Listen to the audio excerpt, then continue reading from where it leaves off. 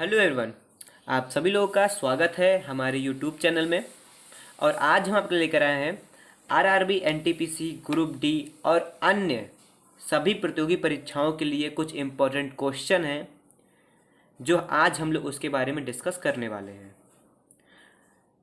मैं आपसे कुल 20 क्वेश्चन पूछूंगा और उसका आंसर भी बताऊंगा। और अगर आपको उसका आंसर पहले से पता हो तो आप हमें कमेंट करके बता सकते हैं। तो चलिए स्टार्ट करते हैं। तो देखिए यहाँ से हमारा पहला क्वेश्चन क्या है। हमारा पहला क्वेश्चन यहाँ से कि निम्न में से किस पौधे में फूल नहीं होते। यहाँ आपके चार ऑप्शन दिए गए हैं। पहला है कटहल, दूसरा है गूलर, तीसरा है आर्किड और चौथा है फर्न। तो यहाँ आपके चार ऑप्शन दिए गए हैं और इनमें से पूछा है कि किस पौधे में फूल नहीं होते हैं। तो यहाँ से आपका राइट आंसर क्या है? आंसर आपका राइट है ऑप्शन डी यानी फर्न। तो फर्न पौधे में फूल नहीं होते हैं। ठीक है, तो यहाँ से आपका करेक्ट आंसर क्या है? डी आपका राइट आंसर है। चलिए दूसरे क्वेश्चन की तरफ बढ़ते हैं। तो दूसरा क्वेश्चन क्या है कि बीसीजी का टीका नवजात शिशु को कितने दिन के भीतर लगाना चाहिए। ठीक है, तो बीसीजी का टीका नवजात शिशु को कितने दिन के अंदर लगाना चाहिए। यहाँ आपके चार ऑप्शन दिए गए हैं। पहला है 6 माह, दूसरा है 7 दिन, तीसरा है जन्म के तुरंत बाद ही, या चौथा 48 दिन के बाद यानी 2 घंटे यानी 2 दिन सॉरी। ठीक है, तो देखिए यहाँ से राइट आंसर क्या है आपका? राइट आंसर आपका बी यानी 7 दिन। तो बीसीजी का टीका नवजात शिशु को 7 दिन के भीतर लगवाना चाहिए। ठीक है, तो यहाँ से आपका राइट आंसर क्या है? ऑप्शन आपका राइट है बी यानी 7 दिन। ठीक है, चलिए तो तीसरा क्वेश्चन आपकी स्क्रीन पर आ चुका है। चलिए देखते हैं इसमें क्या कह रहा है कि कत्था बनाने हेतु किस पेड़ की लकड़ी का प्रयोग होता है। कत्था है ना, कत्था बनाने हेतु किस पेड़ की लकड़ी का प्रयोग होता है। तो यहाँ आपके चार ऑप्शन दिए गए हैं। पहला है साल, दूसरा है खैर, तीसरा है बबूल और चौथा है साजा। तो यहाँ से आपका राइट आंसर क्या है? यहाँ से आपका राइट आंसर है ऑप्शन नंबर बी यानी खैर।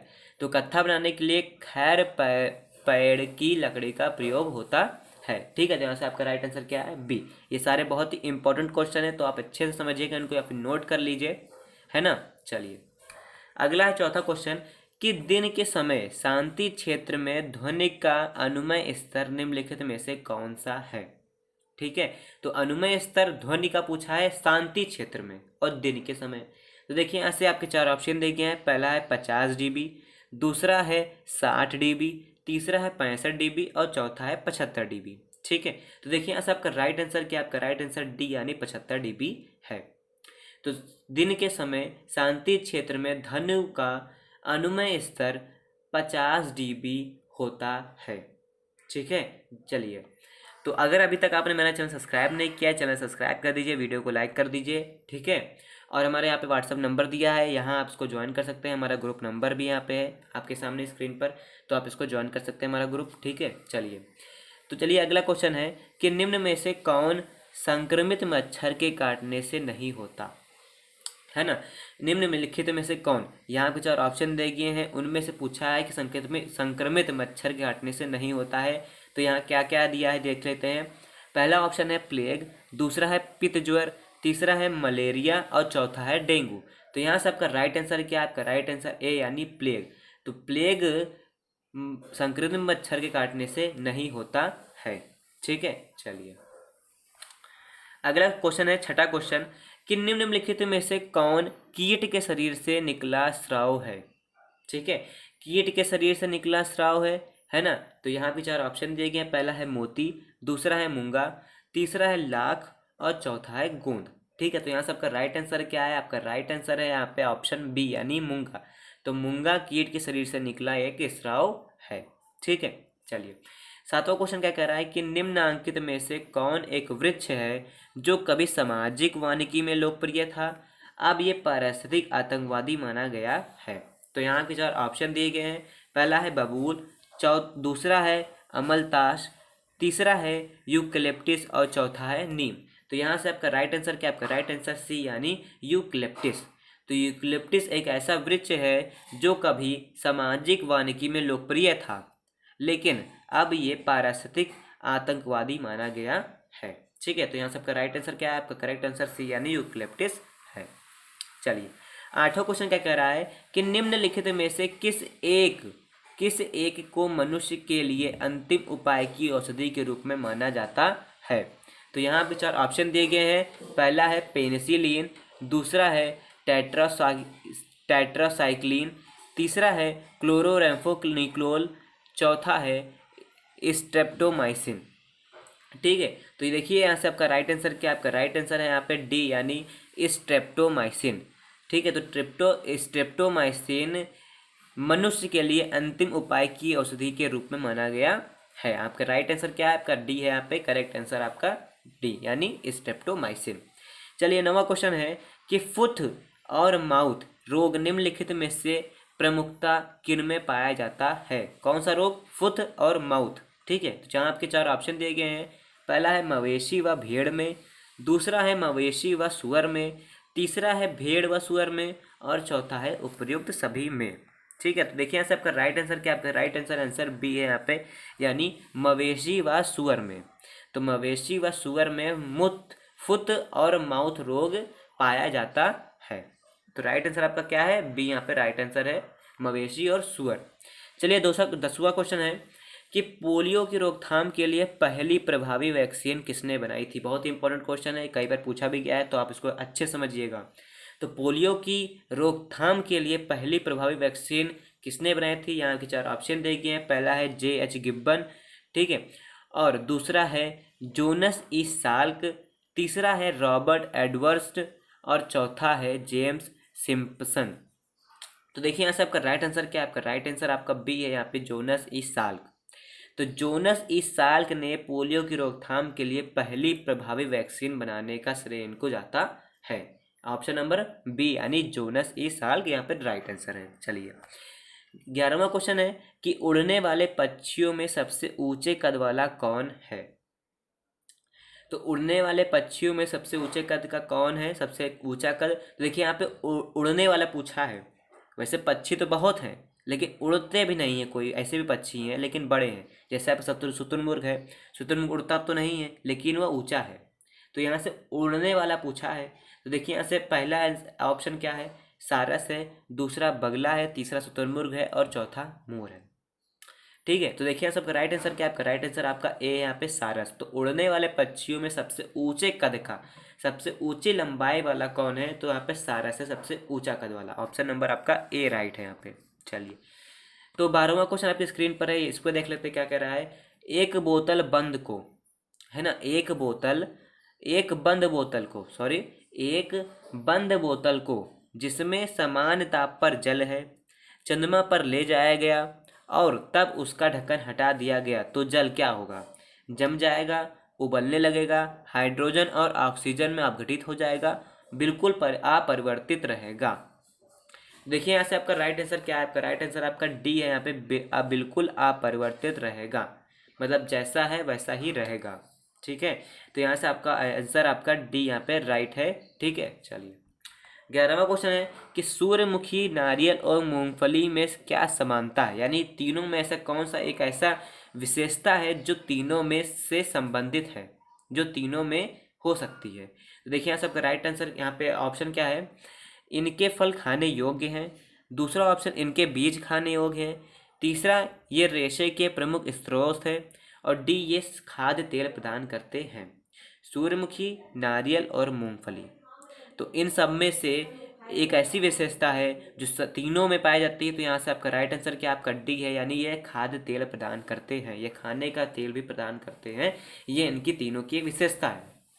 ठीक है, तो यहाँ से आपका राइट आंसर क्या, आपका राइट आंसर यहाँ पे डी है, यहाँ पे ये खाद्य तेल प्रदान करते हैं। चलिए अगला क्वेश्चन है कि मोटर कार है ना, जो मोटर कार आप देखते हैं, इसके धुएं से मानसिक रोग पैदा करने वाला प्रदूषक कौन सा है ना। तो जो मोटर कार है उसके जो धुआं निकलता है पीछे की तरफ से, तो उसमें से ऐसा कौन सा रोग है जो मानसिक रोग पैदा करने वाला प्रदूषक है। तो यहाँ आपके 4 ऑप्शन दिए गए, पहला है सीसा, दूसरा है NO2, तीसरा है SO2, और चौथा है Hg।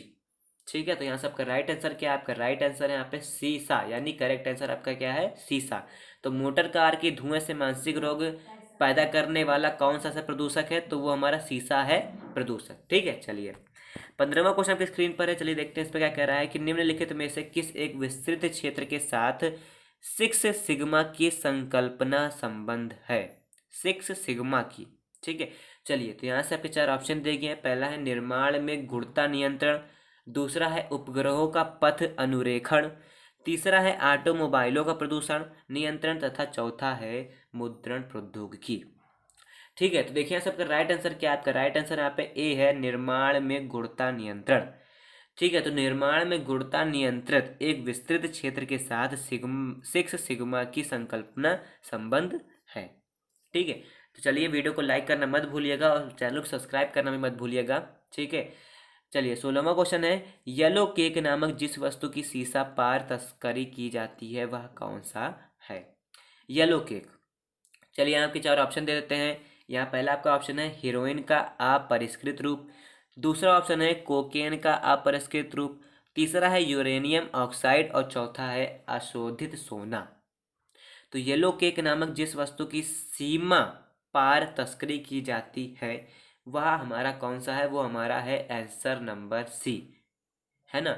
ऑप्शन नंबर आपका सी, यहाँ पे यूरेनियम ऑक्साइड की सीमा पर तस्करी की जाती है येलो केक नामक जो वस्तु है। तो यहाँ से आपका राइट आंसर क्या है, आपका राइट आंसर यहाँ पे सी है, यूरेनियम ऑक्साइड। ठीक है, चलिए तो 17वां क्वेश्चन है, दो चार डी है ना। दो चार डी है, क्या है ये आप लोग को बताना है। तो यहाँ के चार ऑप्शन दिए गए हैं। पहला है एक कीटनाशक है, दूसरा एक विस्फोटक है, तीसरा एक कवकनाशी है और चौथा एक खरपतवारनाशी है ना, खरपतवारनाशी। तो देखिए यहाँ से आपका राइट आंसर क्या, आपका राइट आंसर है यहाँ पे डी आंसर आपका राइट है ऑप्शन। तो यहाँ पे 4D एक क्या है, एक खरपतवारनाशी है। ठीक है, तो यहाँ से ऑप्शन नंबर आपका डी राइट है। चलिए 18वां है कि हवाई जहाज के ब्लैक बॉक्स का रंग क्या रंग होता है। हवाई जहाज के ब्लैक बॉक्स का क्या रंग होता है। अब देखिए यहाँ पे आप कंफ्यूज होंगे, अब ब्लैक बॉक्स पूछा यानी काला बॉक्स, तो यहाँ पे रंग पूछा है यानी ब्लैक, लेकिन ऐसा नहीं है। यहाँ पे आपके चार ऑप्शन दिए गए, कुछ लोग तो काला लगा देंगे पहला ही ऑप्शन, लेकिन ये गलत हो जाएगा। देखिए ऐसे आपका राइट आंसर क्या है यहाँ पे ऑप्शन में। तो पहला आपका ऑप्शन काला है, दूसरा लाल है, तीसरा बैगनी है और चौथा क्या है, नारंगी है। तो यहाँ से आपका राइट आंसर क्या, आपका राइट आंसर है यहाँ पे डी यानी नारंगी, है ना। तो हवाई जहाज के ब्लैक बॉक्स का क्या रंग होता है, यहाँ पे नारंगी रंग होता है। आपका ऑप्शन नंबर डी राइट है यहाँ पे। ठीक है, चलिए 19वां क्वेश्चन क्या कह रहा है कि 19वां क्वेश्चन है कि पृथ्वी का आयु का मापन निम्न में से किस विधि द्वारा किया जाता है। पृथ्वी की आयु पूछा यानी कितने समय तक पृथ्वी की आयु है ना। जैसे हम लोग की आयु होती है उसी तरह पृथ्वी की आयु होती है। तो उस आयु का मापन किस विधि द्वारा किया जाता है ये आपको बताना है। तो यहाँ चार ऑप्शन दिए गए हैं। पहला है कार्बन डेटिंग विधि द्वारा, दूसरा है जैव तकनीक विधि द्वारा, तीसरा है जैव घड़ी विधि द्वारा और चौथा है यूरेनियम विधि द्वारा, है ना। तो ये देखिए यहाँ से आपका राइट आंसर क्या है, आपका राइट आंसर है ऑप्शन ए यानी कार्बन डेटिंग विधि द्वारा। बहुत ही इंपॉर्टेंट क्वेश्चन है, इनको नजरअंदाज मत करिएगा, है ना। बाद में पछताने के आप चाहते हैं तो आप नजरअंदाज करिएगा। देखिए तो पृथ्वी की आयु का मापन हमारी कार्बन डेटिंग विधि द्वारा किया जाता है। ऑप्शन नंबर आपका ए राइट है यहाँ पे। ठीक है, चलिए 20वां क्वेश्चन और इस वीडियो का लास्ट क्वेश्चन, है ना। उसके बाद आप फ्री हो जाएंगे, जो करना होगा तो करिएगा, लेकिन अभी आप मन लगा कर पढ़िए। ठीक है, चलिए 20वां क्वेश्चन क्या कह रहा है, इस स्कूबा डुबकी डाइविंग में जल पृष्ठ की ओर अवरोहण करते समय फेफड़ों के फट जाने का खतरा होता है, इसका कारण क्या है। तो इसका कारण क्या है, यहाँ आपके चार ऑप्शन दिए गए। पहला है आर्किमिडीज का नियम, दूसरा है बायल का नियम, तीसरा है गैल्यूसेक का संयोजी आयतन नियम और चौथा है ग्राहम विस्नर नियम। ये चारों नियम आपने पढ़ चुके होंगे, आई होप आप लोग पढ़े होंगे, तो आप लोग बता सकते हैं। तो देखिए यहाँ से आपका राइट आंसर क्या है, आपका राइट आंसर यहाँ पे ऑप्शन बी है, यहाँ पे बायल का नियम। ठीक है, तो डाइविंग में जल पृष्ठ की ओर अवरोहण करते समय फेफड़े का फट जाने का खतरा होता है, इसका कारण क्या है, बायल का नियम है। ठीक है, बायल के नियम के अनुसार ये होता है। तो देखिए यहाँ से आपका राइट आंसर क्या है, आपका राइट आंसर यहाँ पे बी है यानी बायल का नियम। तो दोस्तों यहाँ पे आपकी कंप्लीट होता है और 20वां क्वेश्चन बहुत ही इंपॉर्टेंट है। अगर आपको ये वीडियो इंपॉर्टेंट लगा हो, कुछ अच्छा सीखने को मिला हो, तो आप इस चैनल को सब्सक्राइब करिएगा, क्योंकि मैं आगे इस वीडियो को और अच्छे से बनाता रहूँगा। कई सारे मैं क्वेश्चन आपके लिए ऐसा लाऊंगा जो आपके लिए ये उपयोगी सिद्ध होंगे। तो वीडियो को लाइक करिए, सब्सक्राइब करिए चैनल को और आगे की वीडियो का हमारा इंतज़ार करिए, बहुत ही जल्द मैं डालूँगा, अपलोड करूँगा। तो आप देखते रहिए, समझते रहिए, पढ़ते रहिए। चलिए मिलते हैं अगले वीडियो में। धन्यवाद।